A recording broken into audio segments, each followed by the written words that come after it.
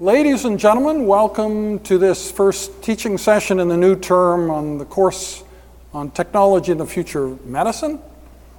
The purpose then is to outline the basic plan of the course, to tell you what the structure of the course is, and to give you an idea of how the course will be different this year from previous terms. We always try to create innovative change and to have new things in every new term that this course is taught. There is a short written assignment which is due in February. It is really just to kind of for me to get to know you a little bit and to know if there's some enormous problem. So that is a critique of a previous lecture. It can be a critique of more than one lecture. It can be a critique of the whole course. It's some sort of critique on the basis of which we can make practical improvements in the course. That's the idea. Usually you would base it on a video from a previous term of lectures from that term. And then there is Future Day on March 1st. And many of you will not have heard of Future Day. It's a holiday that is celebrated. I'd like to say it's celebrated in more cities around the world every year, but it seems to be celebrated in fewer cities around the world every year. So the first time we did it, we were one of 16 cities, and then 12, and then 8, and so on. So this March 1st, we'll be one of the very few cities celebrating Future Day. We are planning to make it a kind of city event. You may be aware that on the high-level bridge, they put in lighting in the last year, and groups can bid to have special lighting for special events. So we are bidding to have special colors on Sunday, the 1st of March, to go with this Future Day. That day should be fun for you, and you can help me plan what it will be like. We usually start at 4 p.m. and have a mixture of student presentations, entertainment, pizza, stuff to eat. One time we had an entertainer with a bullwhip. You can watch that on YouTube, the interaction between that guy and me. We don't plan to do that again. I'm not that brave. But anyway. So there are 6 of you. The way the course is scheduled at the moment, 4 of your presentations will be at the end of the course. And 2 of you could present on Future Day on March 1st if you wish. The advantage of that, it's a way to kind of show off your skills at presenting and what you're learning in this course. Also, you'll get feedback on that oral presentation, and your paper is still due the same time that everybody else's is due, 1 week before the end of the course. So it gives you the opportunity to improve quite a lot on the most important assignment in the course, which is the final paper, which is worth 40% of your course mark. So we've usually had students, 1 or 2, who were brave enough to present early like that. It also means as you approach the finals in your other courses, you have less to worry about here because you've already done the presentation. There's one other sort of special evening, and that's very soon. Shauna Pandya is a neurosurgery trainee physician who's done awesome things in her young life. She's about the same age you are, but has had perhaps more exciting life experience, and her presentations in this course are one of the real high points in the course. But because she's training in neurosurgery, it's hard to schedule it. So she's speaking this Thursday, but her next presentation will be at 6 p.m. 1 week from today, the 13th, in eHub. Now, if you don't know what eHub is, by the end of this course, you'll know a lot about eHub.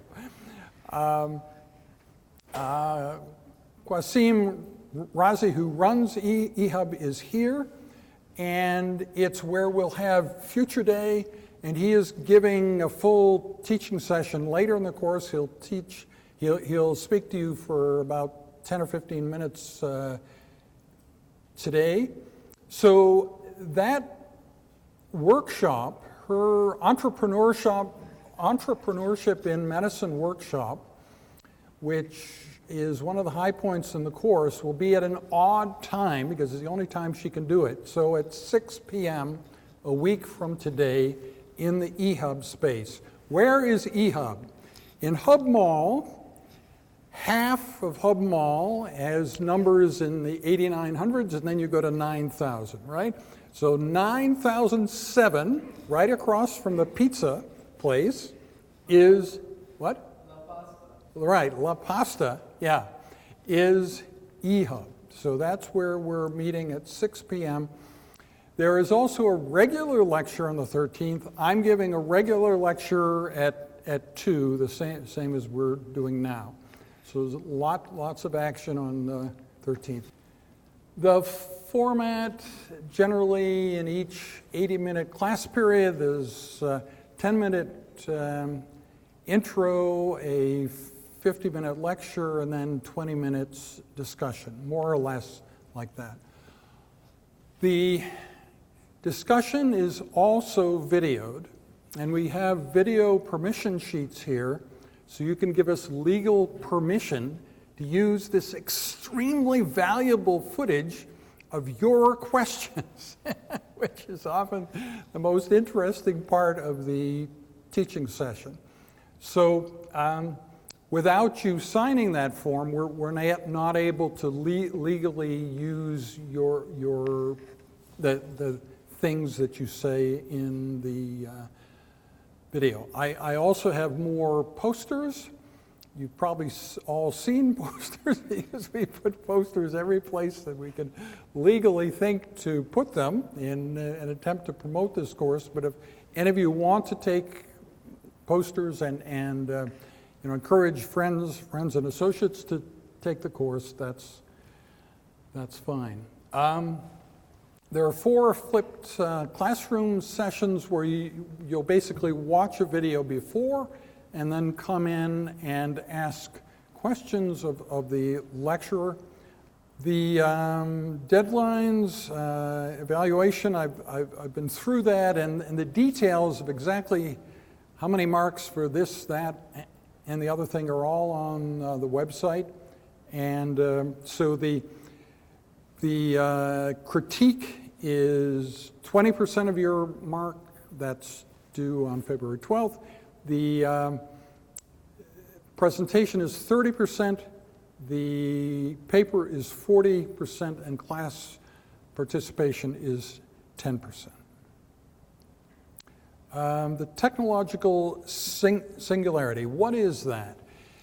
In this course, we speak a great deal about this putative time in the future when machines become smarter than individual humans, and then the point where machines become smarter than the entire human race combined. And the predicted date for that is 2045, which is only 30 years from now. So in terms of the practical value of this course, I would argue you'll all experience that. Some of you may think you're going to die before then, but that's wrong because longevity is also increasing. So although many of the things we talk about in this course seem extremely theoretical, they will have practical impact on your life, and you'll come to know later on whether we were right or wrong about many of the things that we predict. And what I like to tell students is this course absolutely tells you what the future will be like and makes you sort of street smart for the future, so you're better prepared for the future than others. It's just we don't know which scenario is correct. We talk about a lot of different scenarios of what the future could be, and I guarantee you one of those scenarios will be the future. I just can't tell you which one. And you can help determine what the future is. That's one of the values of this course also. You're not a passive victim of the future. You can help to shape the future, and we hope in this course we're training people to do that. The idea of the singularity, you can be excused for not knowing anything about it before February 2011. At that point, it appeared on the cover of Time magazine, and also in that same month on the TV game show Jeopardy, a computer beat the top human contenders in a progressive fashion, getting better every day over 3 days, where it was clear at the end of the third day that from that point onward, computers are now better than humans can ever be at the game of Jeopardy, just headed as had previously happened with chess and checkers and many other things.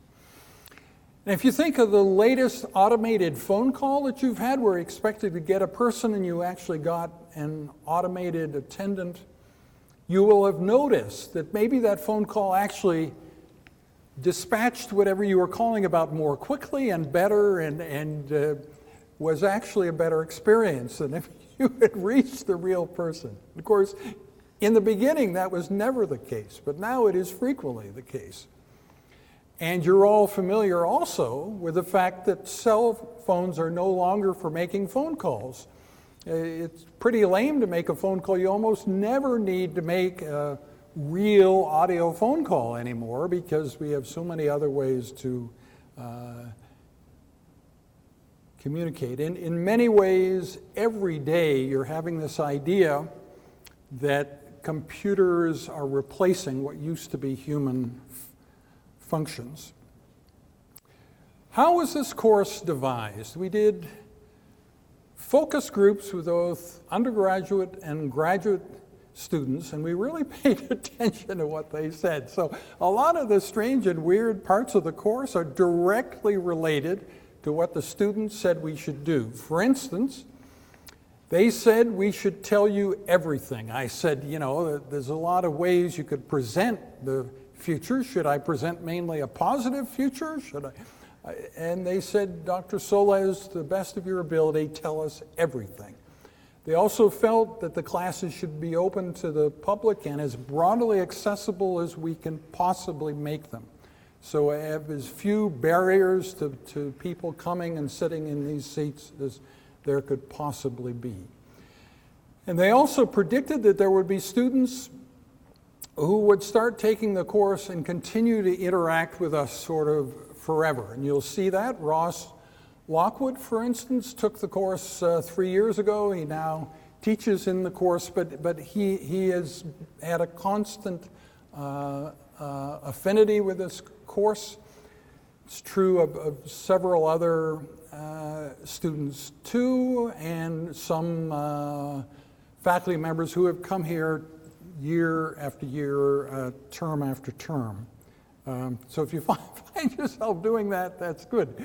But there hasn't been much of a focus.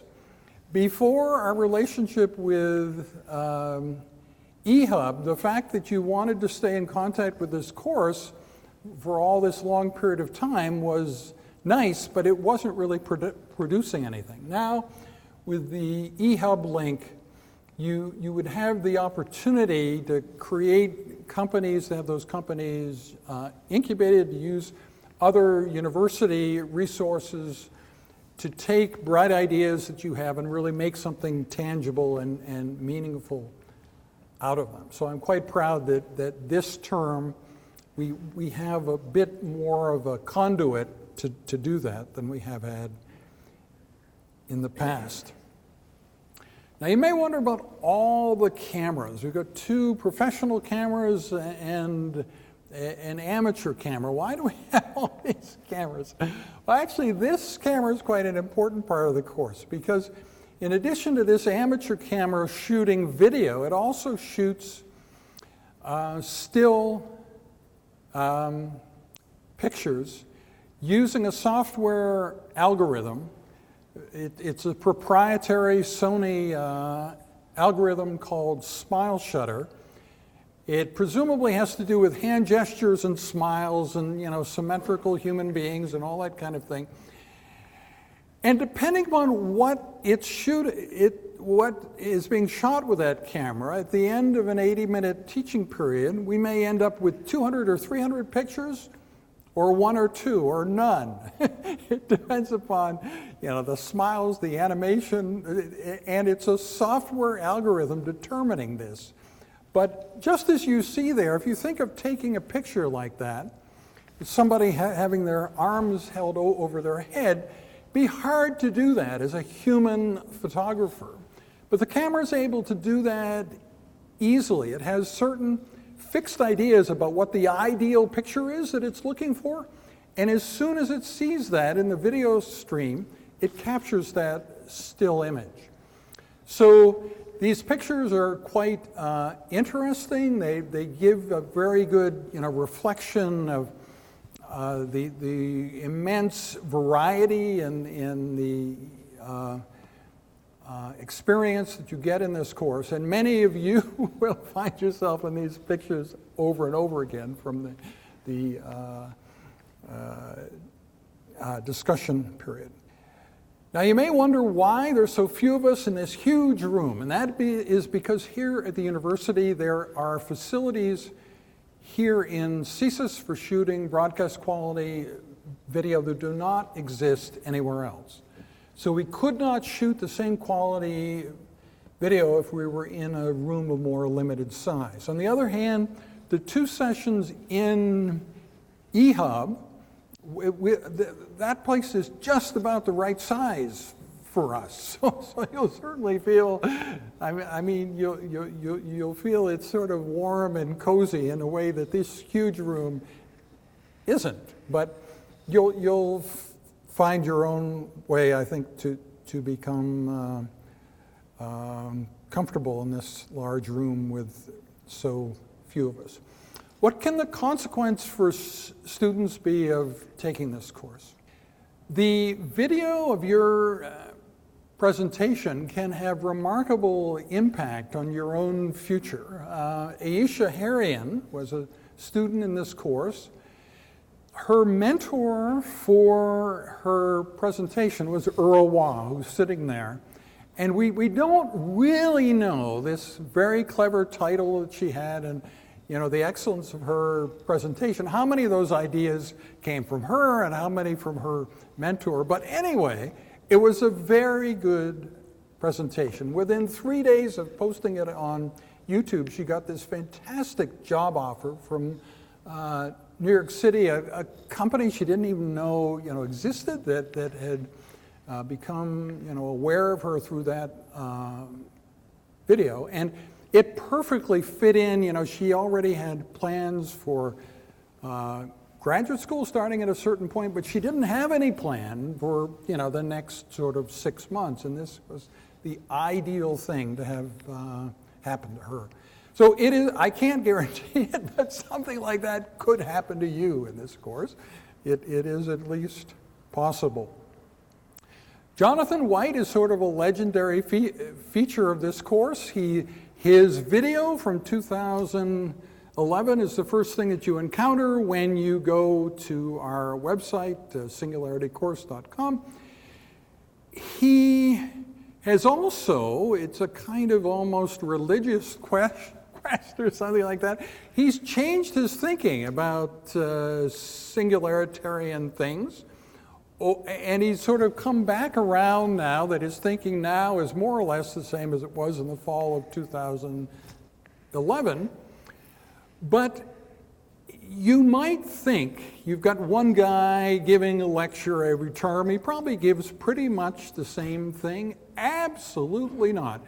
If you watch the 7 videos that he's done, you'll be amazed at the variety of different approaches and vantage points and so on, all expressed by the same person. And one very quirky thing was, the first time he presented in this course, he began with a song by Jonathan Colton called "It's Going to Be the Future Soon."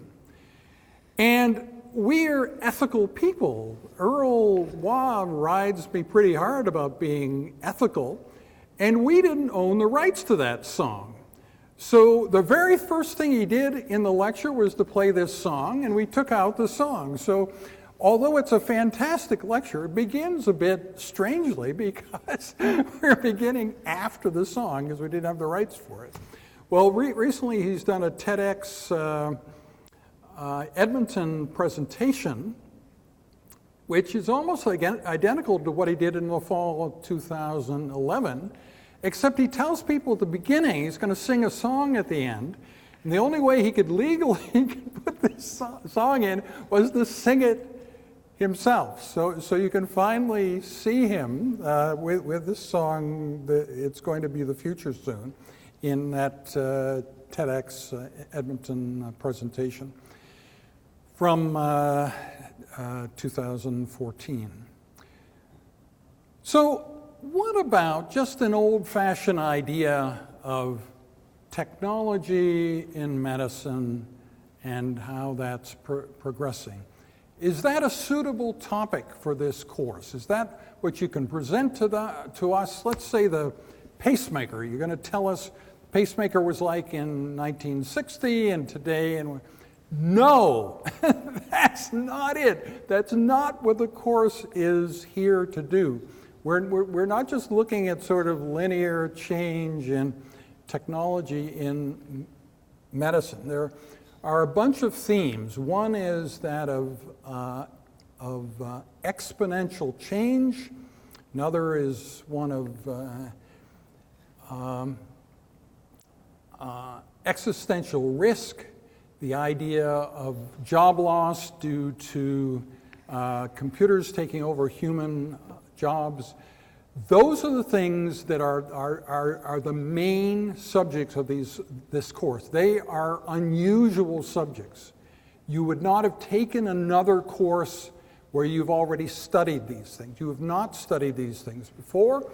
The idea that in 2045 computers will be smarter than the entire human race and take over the future agenda of the world is not good news for most people. Whether they think it's going to happen or not, they don't want to think about it. So you sort of uniquely distinguish yourself already by taking this course, because most people do not want to face this future inevitability. So I just want to be absolutely clear that just kind of looking at one particular kind of technology in medicine and how it progresses over time is not what this course is here to do, and is not a very interesting subject. How much medicine do you need to know to do well in this course? You need to know almost no medicine at all. We talk about medicine writ large. So we're talking about medicine, but from such a general point of view that no matter what your background is, you will understand every lecture except Bob Rene's lecture, which is at the very end. We have a lecture on bioterrorism, which you'll never find on YouTube because it would be a sort of how-to for the bad guys in the world, and we don't want to do that. So you have to be physically here for that one in order to ever hear it. But that's the only lecture in the course that kind of assumes you have specific medical knowledge. None of the other lectures assume that. The problem of audience heterogeneity, the idea that some of you know a lot about the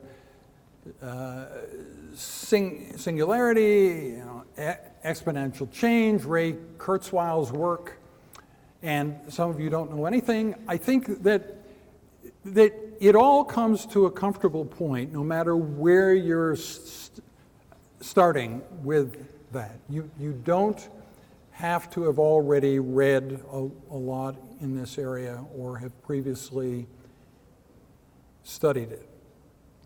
There is no, and this is maybe the most shocking thing about the whole course, there are no specific facts that all of you need to learn in this course. It's probably the only course you've ever taken like that. That there's not going to be any test that requires you to have learned specific things. What we want you to learn about is the subject of your presentation and paper. So you can focus almost entirely on that. Well, how would that work? Doesn't that mean the students would just stay home the whole term and just show up and give their talks? That never happens because the talks are so fascinating that you don't want to be left out by not showing up. So you really have the opportunity to focus 100% of your mental energy on what interests you, the subject that interests you in this course, and that's what you're required to learn about. So you determine what it is that you need to learn. It's not that we have specific fixed ideas about that. So the other innovations, we have done international peer review. We've taken the best, most highly rated lectures and lecture videos from the course. There are two approaches when you get quite good, of course. You can spend a lot of time praising yourself. And by doing all this self-praising, it assures you'll never get any better, right? So we decided that is not the way to go, and we should send our best lecturers out there to people who are experts in those areas and ask them how our lectures can be made better. And that's turned out very well. For instance, the quantum biology lecture. It's a fascinating lecture, but you can readily see in most of the previous videos that there's just too much packed into a single teaching period. So I should tell you about skeptics. Maybe I skipped over that. That's pretty important. We decided in the beginning it's not a valid course if it just has tech advocates, if it doesn't have tech skeptics. So Earl Waugh and Bibiana Kujek are two of our tech skeptics, and they're wonderful people. And the other thing cool about them is sometimes now, because they've been in this course for a long time, if some new tech thing comes along, they may send me an excited email about that way before anybody else. So they've sort of become tech, advocates in their own tech skeptic way. But it's a very healthy sort of thing. Yeah, so having technical problems in this course is sort of, it proves that life is fair, I guess. We also have the opportunity for medical students to take this as a medical student elective. We plan this year to do a medical student club where during the noon hour, in a place and time that is convenient for them and with the best food in the world, we're going to entice them into a 1-hour experience where we'll take the videos from this course and mix it with some live stuff and give them a little taste of this course without them having to take the whole thing. Budapest, yes. We used to say there's no other course like this in the world, and it is kind of true that there's no other course like this in the world, but there's a disruptive technologies course in Budapest, Hungary, that's a little bit like this course. Bertalan Metzko, who teaches that course, is 30. He's just turned 30. So he's not much older than many of you. And he has an MD, PhD. He's an amazing guy. He's packed a tremendous amount of life experience into 30 years. But he's the only competition that we have out there for this sort of course. There is no other course in the world like this. And we would like to change that. We would like to have a course like this everywhere. But you notice from the immense effort we have to put into promoting the course to get students that this is obviously not a course, for everybody. It takes people with particularly broad insights into life and where the future's going and who really cares about these things to actually want to take this sort of course. Marcus Hutter, you'll also get to know in this course. He's sort of the opposite people who particularly enjoy teaching you, and you'll meet a lot of them. Marcus Hutter really did not enjoy being interrogated by University of Alberta students. I think something about the culture of it just didn't fit. But he gave us an awesome presentation, which is probably the best detailed description of what the technological singularity is really going to be like. And you'll hear me presenting his ideas, and we'll talk a great deal about his thoughts about what the future will be like. And in part, he's talking about the look, the sound of it, what it will be like. You can also think about disseminating the ideas in this course. You can say, well, how many people should we be trying to reach and how are we doing with that? If you take the TV show Nova, it has kind of a similar focus to what we're doing here. So millions of people watch that, 7 million. If you take the comedy show Big Bang Theory, which is also similar to this in focus, there are 20 million people watching that. So it's an interesting challenge to us. Our videos max out at about 2,700. We've never had a video from this course that was watched by 3,000 people thus far. So there's a long way between 2,700 and 20 million. So you can maybe help us figure out how to reach the rest of the people that we're not reaching at the moment. Unfriendly AI is this idea that super sentient machines will turn on us and maybe decide to, exterminate the human race. A lot of famous people have been talking recently about the likelihood of that. Bill Gates, Elon Musk, a bunch of people. It doesn't mean it necessarily is going to happen or has to happen, but it's one of the big things that we do concern ourselves with in this course. I'm sort of an optimist by nature, so I think the other way to look at it is if machines were in charge, these super sentient machines, maybe the air would suddenly become pure everywhere on Earth, and there'd be a lot more green things, and all the environmental problems we have now would be solved. That's one possible outcome. Of course, you can think of the other opposite outcome, which is also possible. Marcus Hutter talks about what the singularity will be like. And interestingly, from the point of view of a young person, it's sort of like the dysphoria of youth that you maybe already experienced a little bit.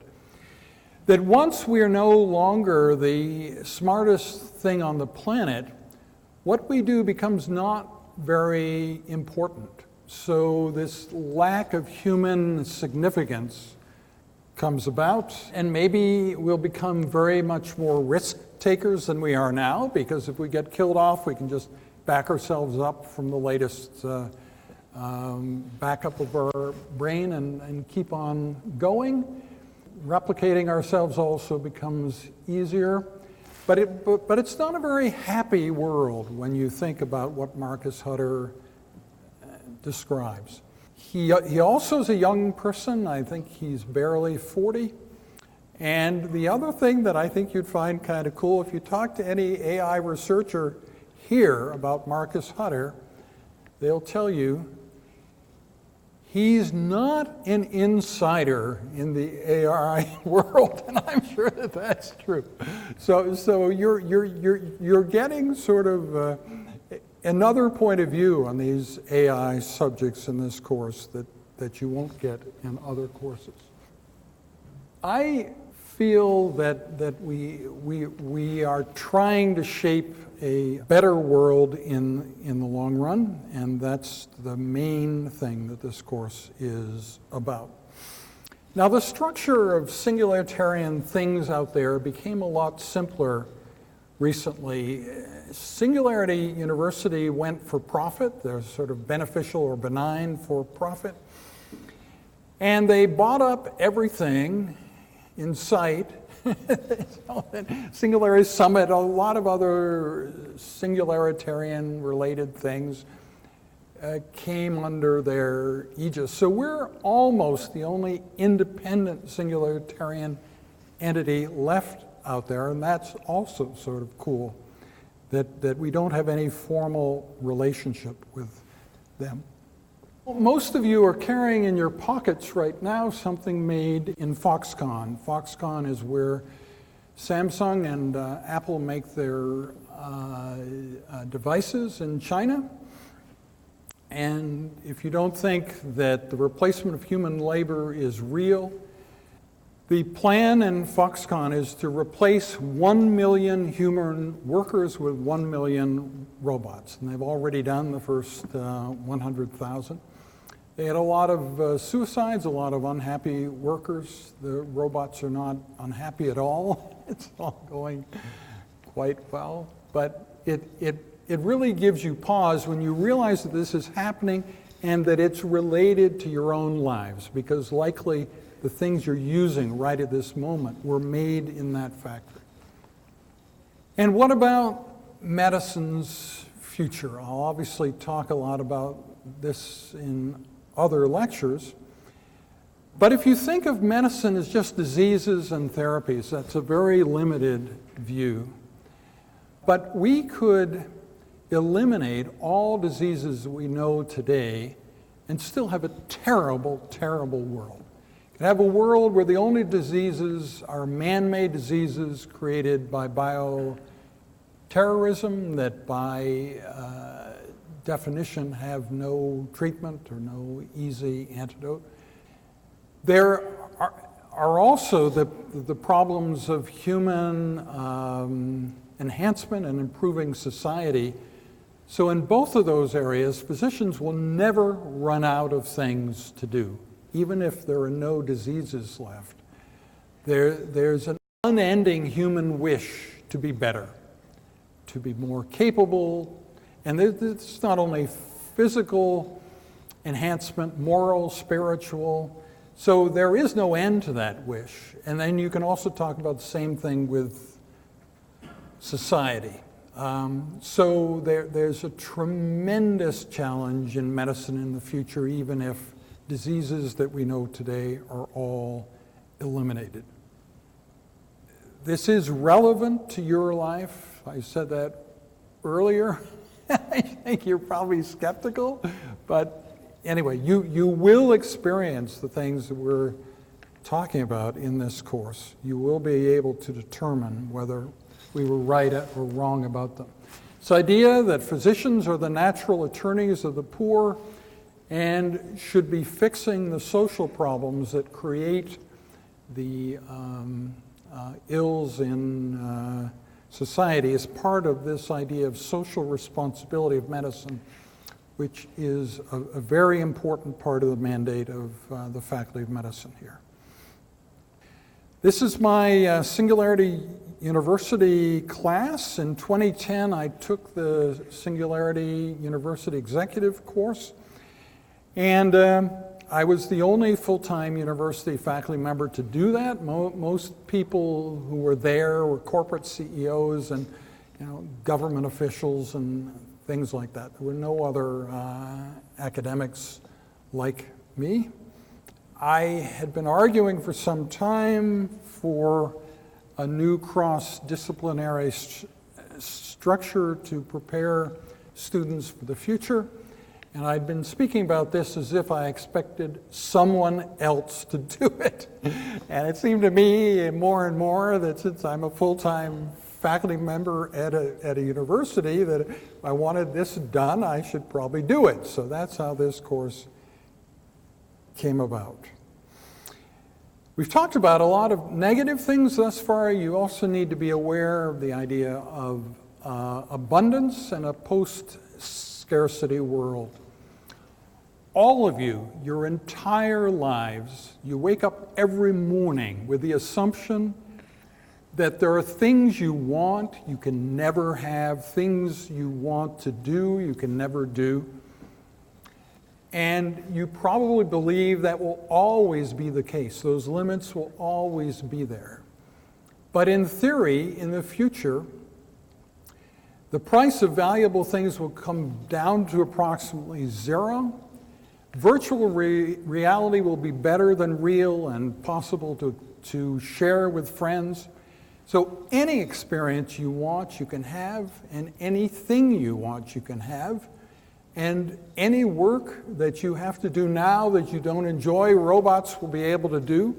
Mankind will be stuck on the top of Maslow's pyramids of needs in the self-actualization part. And every day, or maybe more than once every day, you meet people who you think could never function at the top of Maslow's pyramid of needs. So what is going to happen exactly is unclear, but it's kind of a fun challenge to think about. You may think that the approach to aging is to stop it from happening, but have you thought of reversing it? Because reversing it is also possible. And there are a lot of people now talking about that. So reversing aging, the idea of being 1,000 years young, and the idea of a post-scarcity world is as likely a positive outcome as many of the very scary negative things that we talk about in this course. So we don't know what's going to happen, but it's rather fun for you to think about that possibility. Moore's law, this price performance of computing, and the extension that predicts that in 2029, machines will be as smart as we are, and in 2045, as smart as the whole human race, is something that we talk about over and over in this course. The timing may be different from that, but I point out that there are people who say it will happen quicker. You're thinking the timing may be different and that it could take a lot longer, but there are also people who think it could occur much more quickly. Moore's law is muted in medicine. There are a lot of sort of inhibitory factors, regulatory factors. This lists some of them. Regulatory oversight, security concerns are some of the things that slows down Moore's law in medicine. Many of you know that I'm a pathologist. I look at the microscope. I'm making very tiny things big enough to see and interpreting disease that way. We also need to do exactly the opposite, to make sense of very, very big things. The kind of megamacroscope is just as important as the microscope. And I hope in this course that we succeed in exciting you about both of those things. So I've talked a bit about eHub, and this is my last slide, and you'll notice that there's a reference to eHub there at the bottom. So I welcome your ideas of how we can capture the imagination of the public on these subjects. We need the mainstream public to regard the singularity as fact, not fiction. We need to promote organized thinking about the future of these things in the universities and beyond. And we need to think of the ways to increase the reach from this one course to the world at large. And I think eHub represents a practical opportunity to extend and make real your activities in this course.